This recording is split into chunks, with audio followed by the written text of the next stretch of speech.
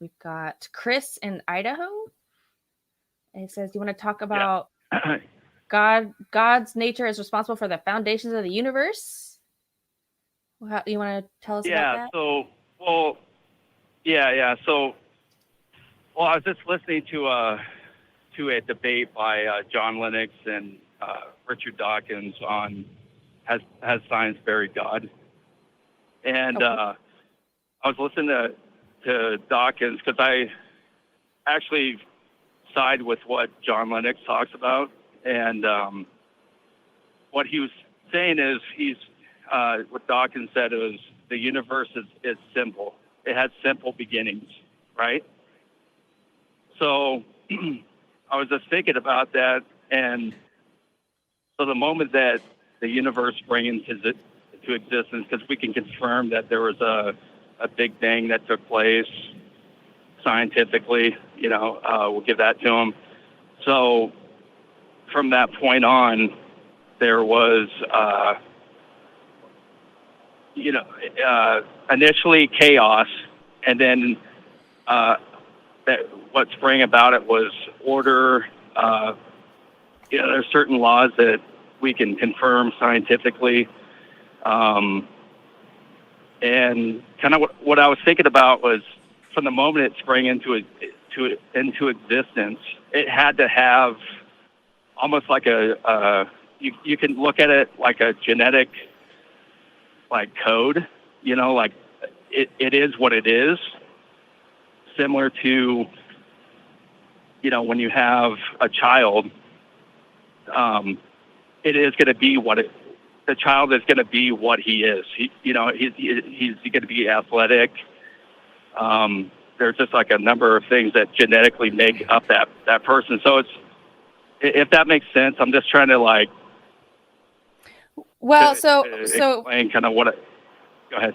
Can I confirm? So it sounds like you're saying that the universe came from chaos and then it somehow turned to order. Is that what you're saying at first, right? No. So, okay, you got to think about, so when it came into existence, okay, when the Big Bang, because we can confirm the Big Bang scientifically, there had to have already been like a genetic, let's say genetic, okay, like a DNA and then everything that came out from it is what we are. The universe. Have you heard of determinism? What is it? Have you heard of determinism? I haven't. Okay, so it sounds to me like you're suggesting determinism, which I consider myself a determinist, and it can really be defined several different ways, but the way that I define it is that basically everything that happens has a reason. And not that it's like predetermined or anything. It's just that something else happened that caused whatever happened to happen, right? So cause and effect. It sounds like you're kind of looking back and saying, well, there's a reason for everything in that something caused something, which caused something, which caused something. Is that what you're saying?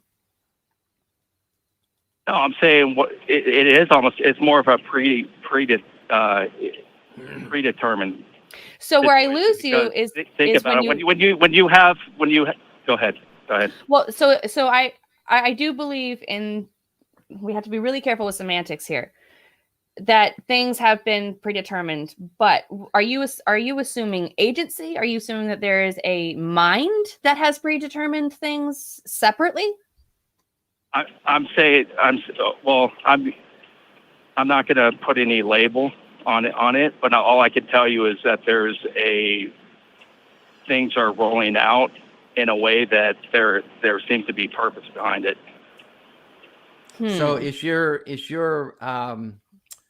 I guess your point would be that the purpose behind the creation of the universe is God? Is that what if we're going to boil it down to what I'm not. Well, what I'm trying to say is there seems to be some type of, so, you guys could take it on, hey, it just kind of rolled out and it is the way it is, but there was already something there and then it's kind of rolled out in the way that it has. So that's where you lose me. Why would we assume that there was something already there? Well, so you don't agree that there was a Big Bang that took place?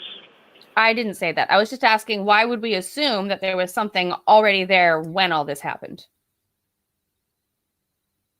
Because it's rolled out in the way that it has. It was already before determined that it was going to be what it is now. And you How do said you- there's some kind of a make sense? purpose or determination behind that. There's something behind Well, the bang or the creation. well, Is that I'm not, okay? So the way that I can connect the purpose to what it is you have to look at us human beings and see that we have these intrinsic things inside of us, you know, a sense of purpose, justice, and these things cannot be overlooked. You have to take them because well, no, we came I about think from you're that. assuming Go ahead. you're assuming things that aren't given. I mean, when you say we have a sense of purpose, what do you how do you know that? What do you mean by Right. that? What is my sense of purpose? Okay, so you don't have that in you? Well, No, that's the thing is, you're the one that's saying I'm I turning the do. question around to you.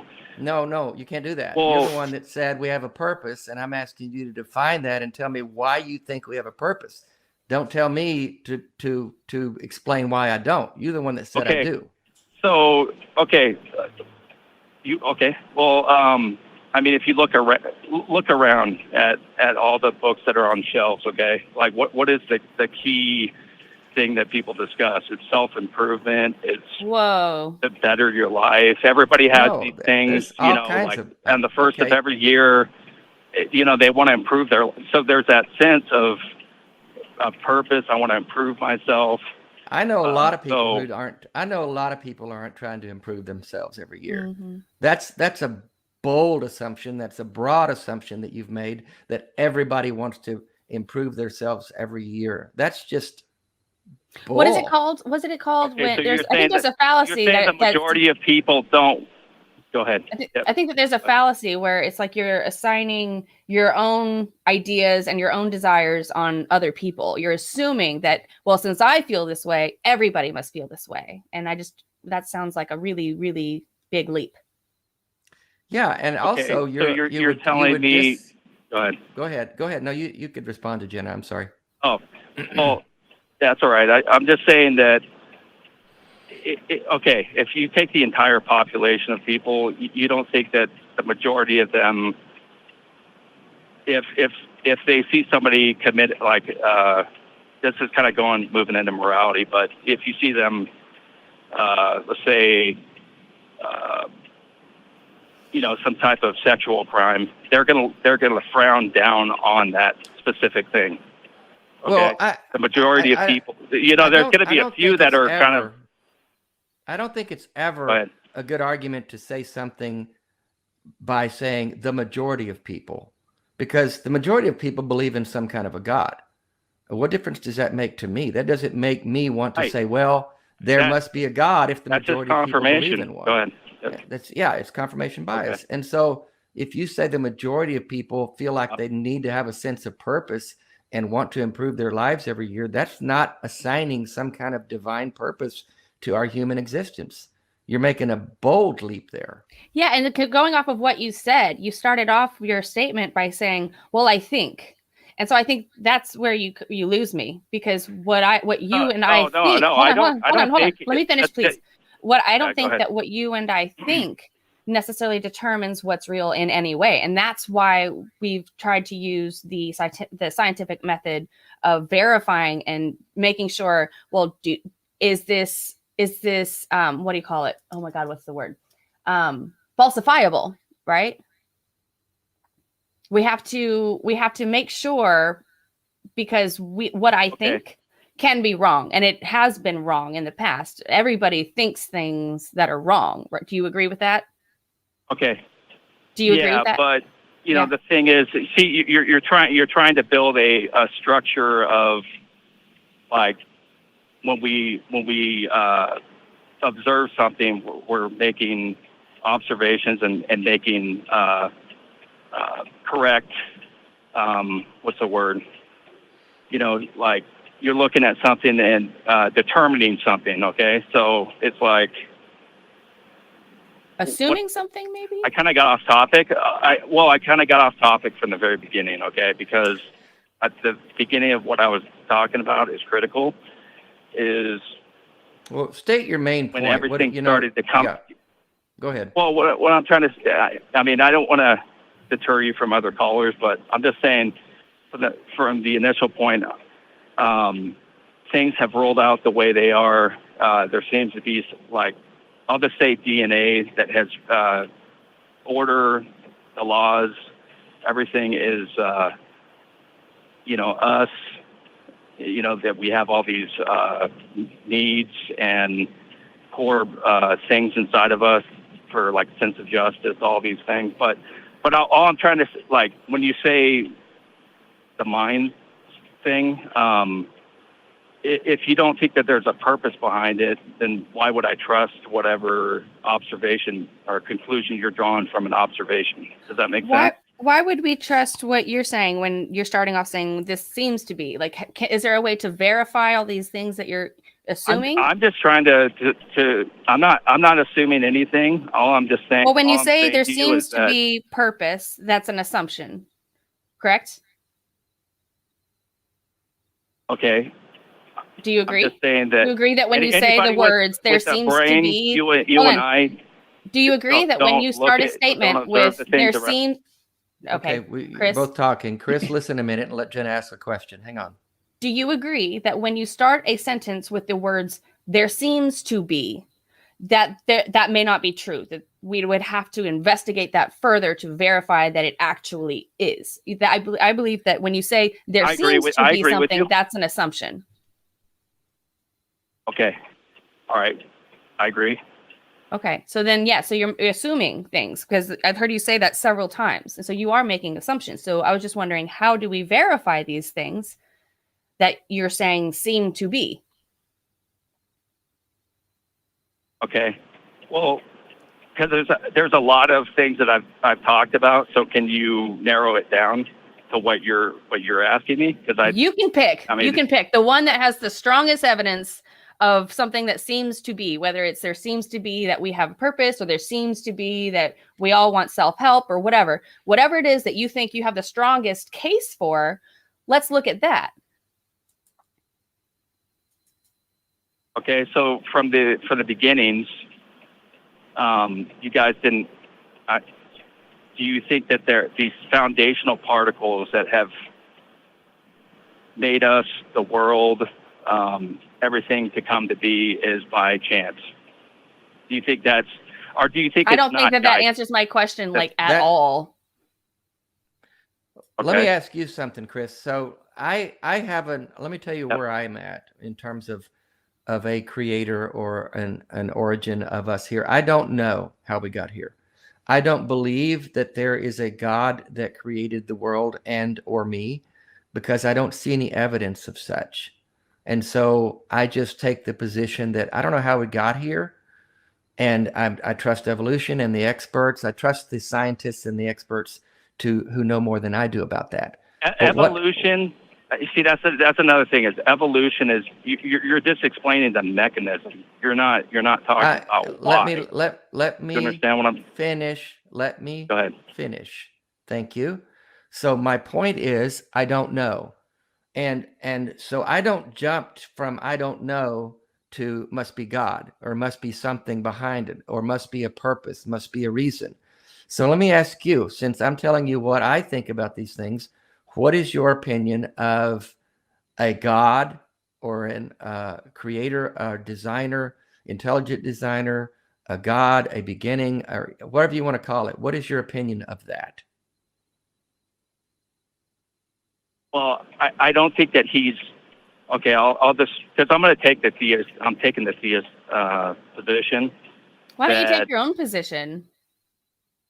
Theist. He's. Oh, are you saying that you're theist? You're saying just telling. Yeah. Yeah. I mean, because I do believe that there's a mind, because I don't think that these things occurred from just a naturalistic, there's genetic if you think about it, when you have a child, that child becomes what it was already determined from the very beginning what they were going to be. The universe is the same thing. Okay, you keep saying that, and I don't know that there's no evidence for that, Chris. You keep saying I think, and there seems to be. So from the get-go, when you're saying it seems to be that this child has been determined from the beginning, how do we verify that? How do we verify any of it? How do you verify that? Yeah. You look at the child once it's grown up, because like from the moment, say because this happened, that means that it was always going to happen. And not only that, but that means that there was a mind that decided that this was going to happen. Correct. So this seems like a lot of leaps. There seems to be a lot of I think this, and so instead of going with just. Hold on. Instead of just, then you're going to call me arrogant if I say I know, Chris. Okay. Chris. So instead of just going with these assumptions as if we have verified them, I'm just saying let's take a moment before we continue this thought process and actually verify them. Well, because I know that you're trying to trap me. Because if I say I know, wow, so that's an assumption arrogant. right there that I think deserves. Oh my God, Dave, how do you feel about this call? Because apparently we're trying to trap someone. Chris, you keep dancing all around the issue here, and I'm going to cut to the chase here. You identified yourself as a theist, and so you therefore think that there's a God behind the creation of things and the creation of humanity and mankind. I'm curious what you think about that God's involvement with us now. Let's assume for a minute that there is a God who started this thing and give you that. Now what? Yep. What is he doing? What is it doing? What difference does it make? Well, we have these core foundational, the morality, you have the sense of justice, all these things. That's society. Well, that's when you say cultural, that's society. No. Okay.